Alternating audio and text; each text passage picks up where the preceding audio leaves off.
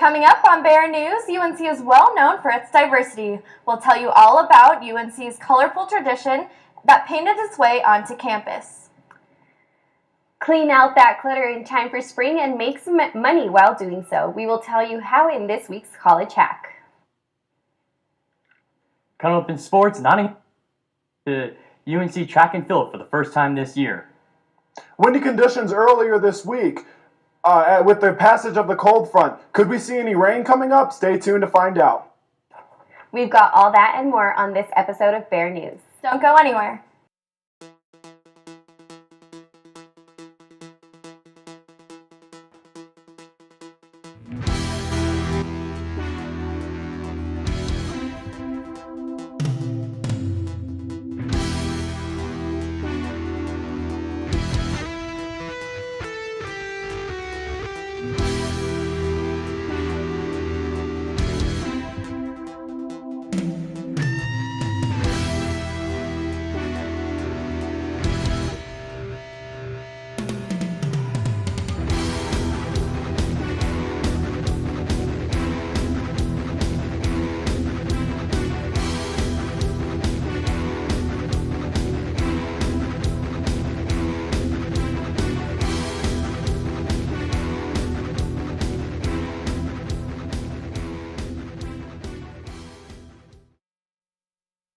If Tuesday night's presidential primary elections are any indication, this nominating race is still up for grabs.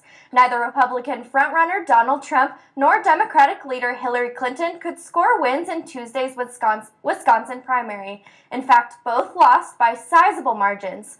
Democratic challenger Bernie Sanders beat Clinton by a 56 to 43% margin, and Republican Ted Cruz beat Trump by about 13 points. Ohio Governor John Kasich trailed far behind by 14%. But the big issue is delegates. Who gets more? Wisconsin Democrats award delegates proportionally, so although Sanders won, he only picked up 11 more delegates than Clinton. Clinton still has a big lead in delegates with 1,748 to Sanders' 1,058. It takes 2,383 delegates for the Democratic nomination. On the Republican side, Cruz took 46 delegates, giving him 514 total. Trump picked up the other 6 Wisconsin delegates and still leads with 743. A candidate needs 1,237 to clinch the Republican nomination. The intramural sports program offers UNC students a way to challenge each other in a recreational yet competitive setting. And this week, the name of the game, Bubble Soccer. No, I didn't stutter. Bubble Soccer. That's right. Students teamed up at the rec center for a friendly soccer tournament with just a little variation, bubble suits. But what's fun would the suit without a little contact. Body checks, perfectly legal in this version of soccer, making things a little more interesting. Unfortunately, some teams didn't show up for the tournament, but that didn't stop those who did from having a smashing time. And if you're dying to get into a bubble suit, be sure to check out Bears After Dark for another chance. So, do you want to learn a new sports skill while having fun with fellow students? Be sure to check out the intramural sports program. It's 2016 as more and more studies confirm the link between nature and happiness, there's no better time to discover UNC's outdoor pursuits. The Outdoor Pursuits program offers adventurers a chance to reconnect with Mother Earth. They host several trips each year with destinations ranging as far as Peru. This month's schedule includes local day hikes and mountain biking excursions, along with paintball, kayaking, and a skydiving trip in Longmont. But if you really want to have your own adventure, they've got you covered. Located in Harrison Hall, the Gear Shop offers free rental equipment to students, faculty, and staff alike. Whether you're into camping, biking, or water and snow sports, they've got it all.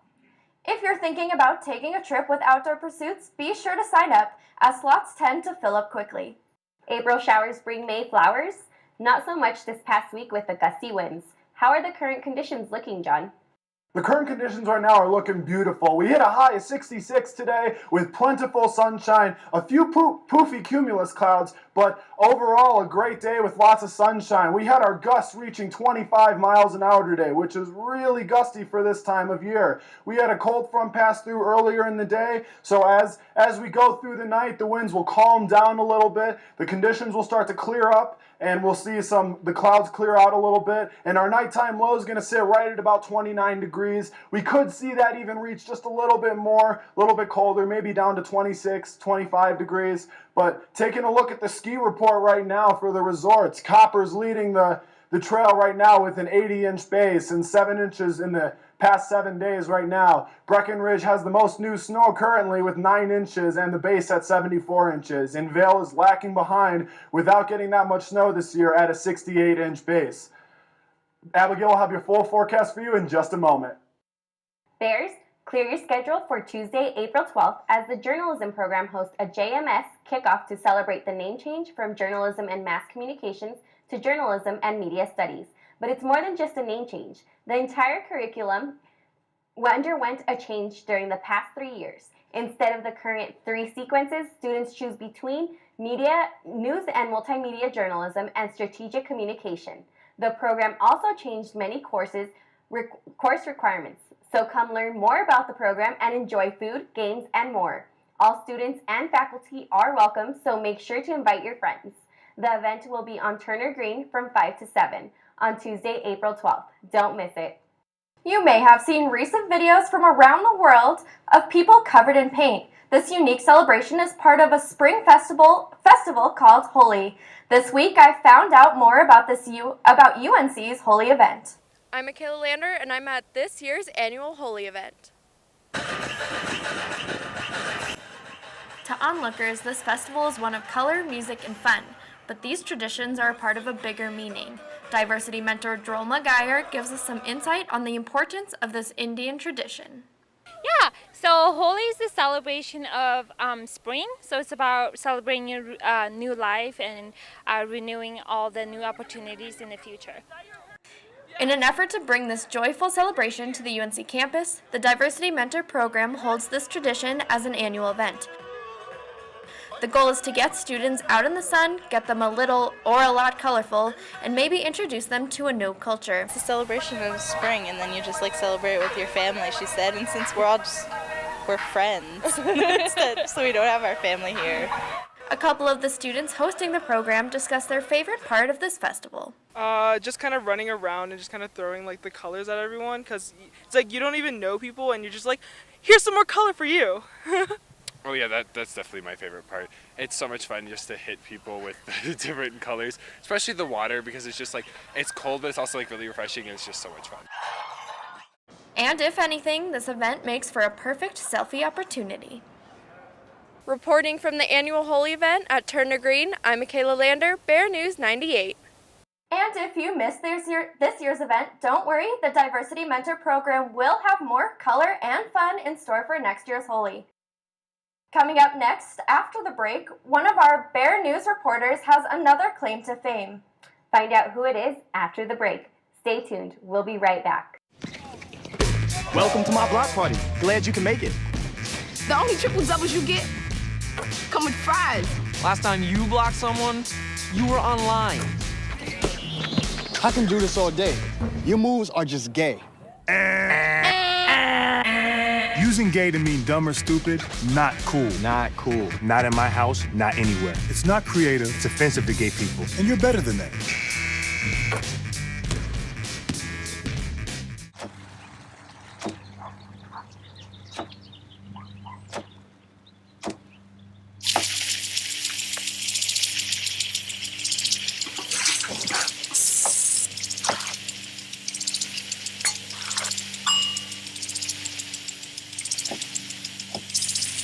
Clean kitchen surfaces, utensils, and hands with soapy water. 1 in 6 Americans will get sick from food poisoning this year. Keep your family safer. Check your steps at foodsafety.gov. While many students go to school, others add to their schedule and help pursue their career at the same time. As reporter Andrew Stiegler shows us, there is more to college than just textbooks and professors. We're about to take a sneak peek into Keaton's Corner. In the basement of the Marcus Garvey Center, in a little compact room, Keaton Monier is getting ready to air another segment of his radio show. But what people may not know is that Keaton puts his own time into the show so that one day his career can get going on the right path. Keaton explains why UNC Radio can start that career goal. It's a good way to get started in the industry without any experience. That experience has changed, though, for Keaton. He puts his own show together with the help of recent sporting events. This comprises to an hour show, but Keaton talks about the stamp he puts on the content. I'm totally honest about it. If something comes up on the show and I want to talk about it, I don't have any fears or hesitations about it. I can just go right into it and I can talk directly about it. But when he does talk about sports, who better than sports anchor Stephen Rice? Stephen has been a regular on the show and explains why he enjoys going on Keaton's Corner. Man, Keaton just loves talking about sports, and for me it's just, being able to talk about sports for an hour without getting in trouble. I love talking sports, and he's a perfect guy to talk sports with. And the bond the two make over sports is the reason Keaton's Corner is so successful. In the end, both Keaton and Stephen would rather pick up a mic than a book, but it may help their future endeavors. Reporting from UNC, I'm Andrew Stigler, BearNews 98. For more insight into Keaton's Corner, check it out on Monday night from 9 to 10 p.m. How about a dance invasion? Dancers took over Norton Theater last weekend with a dance concert organized by the PVA students. BearNews reporter Dario Broto was there and is live in the studio to tell us about it. That's right, and I got to say that it was an amazing show. But who better to talk about it than the dancers themselves? Come on and raise your ball to cry. You are the one who never dies. Hooray, sing it la la la la. Go on, sing it la la la la. You keep on climbing over hills. Each choreographer can tell their own story with each dance, opposed to a musical or a play where it's one big story. All the movement is representations of either instruments or vocalizations from the music itself. It's been an awesome journey to kind of see where I've come and where the people I surround myself with have come and how we all came together to make this piece of art for our last time together.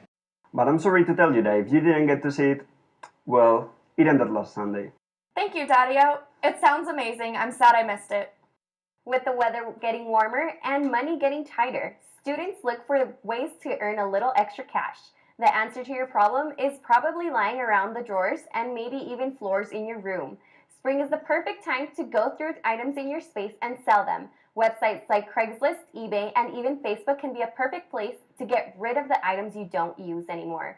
You can even have your roommates and friends join in by hosting a yard sale and sell fun items like cupcakes to bring in some extra dough.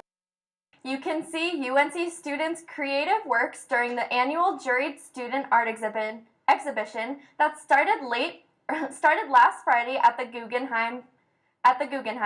The Mariani Gallery inside the Guggenheim featured student work including printmaking, drawing, painting, ceramics, sculpture, graphic design, digital art, and photography. This year's Juried Student Show is a collection of student artwork chosen by juror Courtney Lane Stell, who is also founding executive director and chief curator of the Black Cube and Nomadic Art Museum. You can still catch the collection of the artwork from the students until April 27th. The gallery is open from 10 a.m. to 4 p.m. Monday through Friday and 10 a.m. till 2 p.m. on Saturday. Every week I get more and more scared as we discover all the creepy stories that lurk on this campus. Today, BearNews reporter Dario Broto tells us all about the Turner Hall's ghosts. That's right, today I'm visiting Greeley's first skyscraper, Turner Hall. It was built in 1968 and through all these years it has been home for thousands of students here at UNC, some of who had paranormal experiences inside of the building. There's been a few odd instances and things that people have reported over there, and some things that certainly affected me.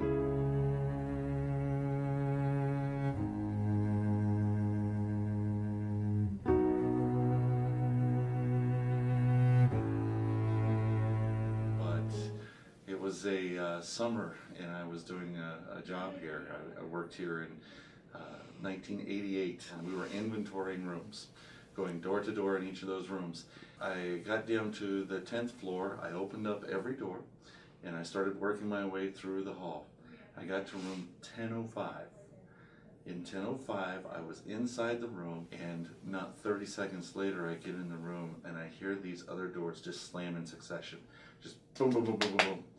And it was something that would be impossible for any one or two people to try and close that many doors in succession.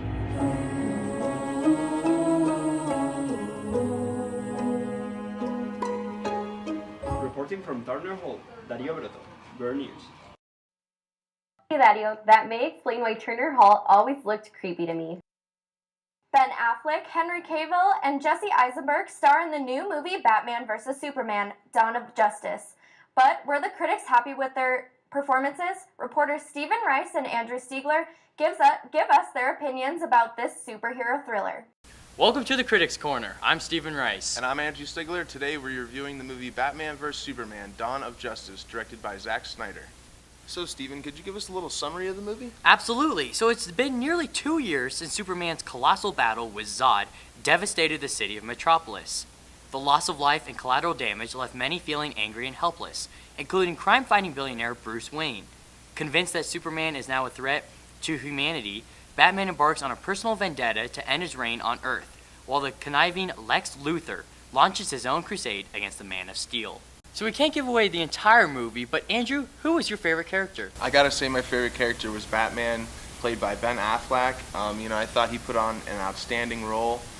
He portrayed a Batman we kind of never really seen before. We're used to the, Christian Bale Batmans with The Dark Knight Rises, and, Christopher Nolan's Batman. So Zack Snyder's Batman was a little bit different, but, nonetheless, I thought he did an excellent job of, playing Batman and Bruce Wayne. I thought Ben Affleck wasn't really right for this film when I heard about it, but, going to see the movie and actually seeing him put on the performance, I thought he couldn't have done better. From the Critics Corner, I'm Stephen Rice. I'm Andrew Stiegler. Signing off. The movie is still in theaters, so if you want to form your own opinion, check it out. Coming up after the break, Abigail will have your full forecast. We'll be right back.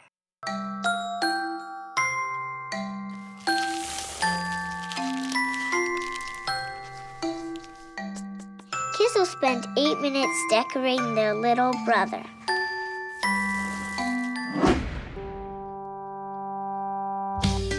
Brushing for 2 minutes now can save your child from severe tooth pain later. 2 minutes, twice a day. They have the time.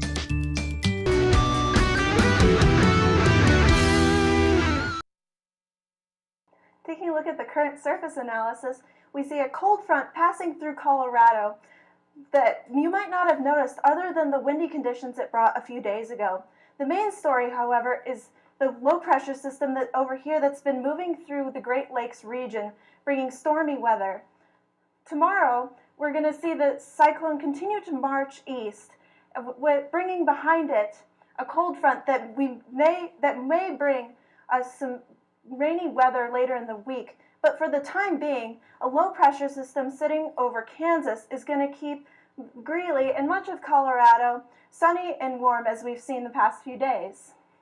Taking a look at our current satellite, we see not too many clouds sitting over Greeley, but our neighbors to the north in Wyoming have seen a few passing clouds throughout the day. Zooming out, we see this nice textbook circulation of this low pressure system sitting over the Great Lakes that has been bringing cloudy weather and even some cold weather and cold air from Canada, looping it down around to many of the states around just east of us. The current temperatures show that most of the cold weather is staying in the Minneapolis and Chicago regions just west of that cyclone, of the low pressure system, with temperatures becoming warmer as you move towards the Rockies, with much of the Great Plains sitting around the mid-50s to 60s, and with both Greeley and Oklahoma City sitting around 70 degrees. Today, we're right around average of 70 degrees, but not quite near our record high of 84 degrees, which was set in 1991. Our 5-day weather forecast shows the current trend of warm and sunny conditions continuing Friday and Saturday, with a change on the way on Sunday, where we're going to see the chance of rain and snow showers continuing possibly into Monday, which is going to cause some colder temperatures. And we see Monday is going to be around 54 degrees, but it's going to warm back up for Tuesday, and we're going to see the nice weather that we've seen the past couple of days continuing throughout most of the week. Now to Stephen for sports. Who was the last team dancing in this year's March Madness? Full highlights after the break. All right, give me a spot. You know my motto, safety first. They could be dangerous. I think we should call animal control. Animal control? To be safe. Don't worry. Just... I got this. It's a new motto. You don't have to be perfect to be a perfect parent. There are thousands of teens in foster care who don't need perfection. They need you. Here's your check.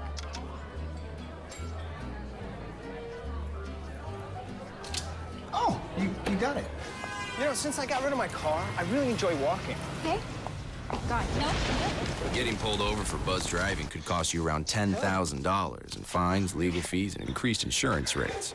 Oh, you're home early. You live with your mom? That'll set your game back a few years. Buzzed, busted, and broke. Because buzz driving is drunk driving. The UNC track team heads into their next competition with 8 first-place finishes following the 2016 Tom Benich Invitational last weekend.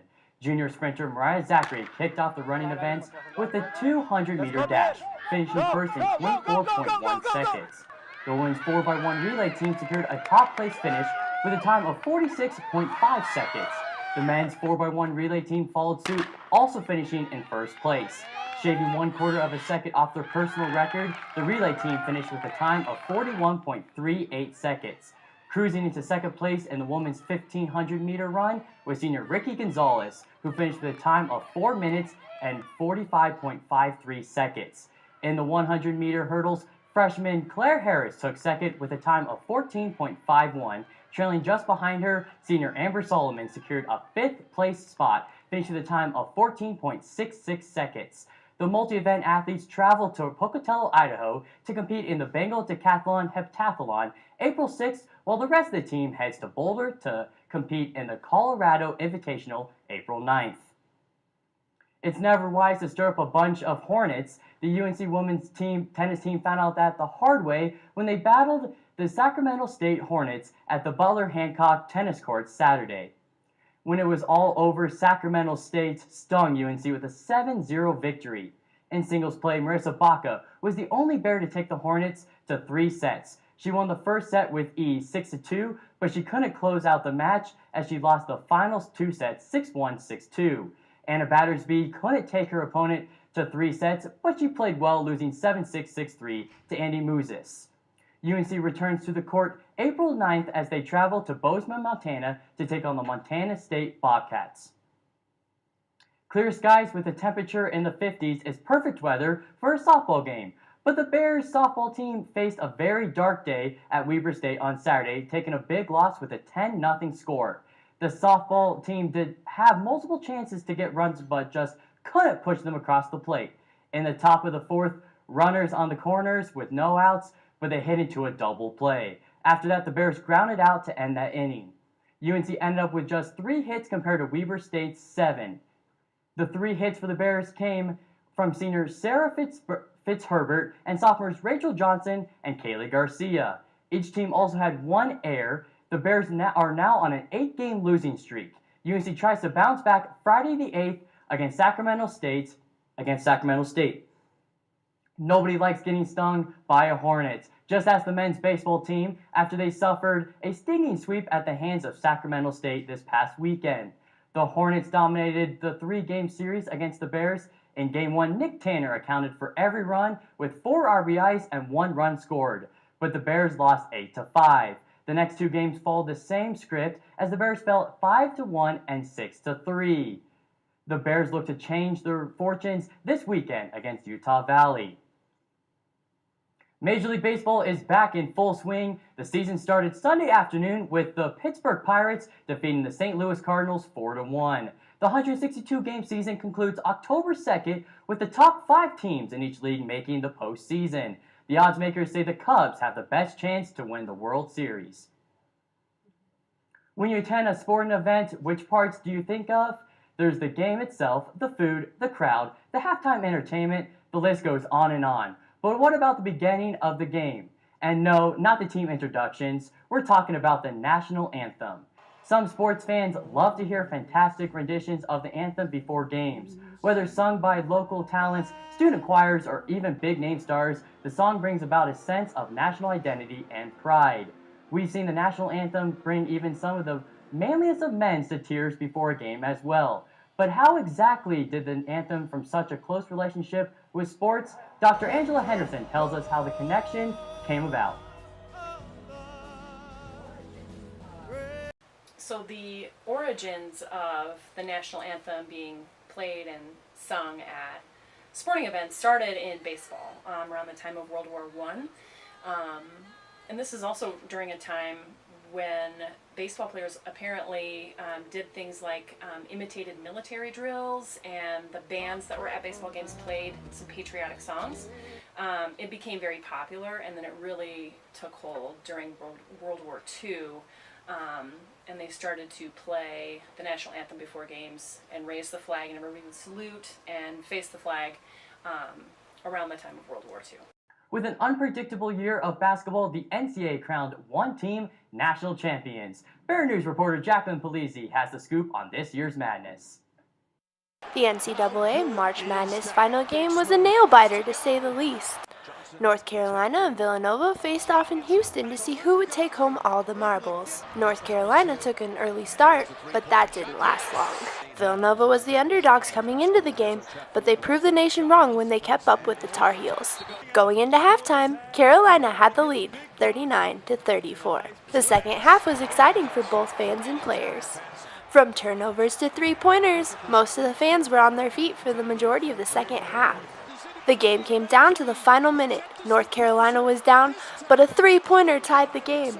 With less than 10 seconds left in the game, Villanova goes down and scores the winning three-pointer.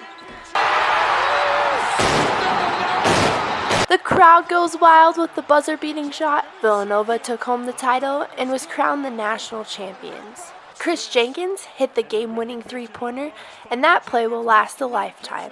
Archie Dinacchio was named MVP of the game for his outstanding performance. With college basketball season coming to a close, who knows what fans will do? Reporting from the University of Northern Colorado, I'm Jacqueline Polizzi, BearNews. With college basketball season coming to a close, fans can go outside and get a tan because baseball season is now underway. Thanks, Stephen, and that's our show for tonight. Thanks for joining us this evening. We'll be back next week. Until then, stay up to date on our Facebook, Twitter, and Instagram, BearNews98. Be sure to like us. Have a great week.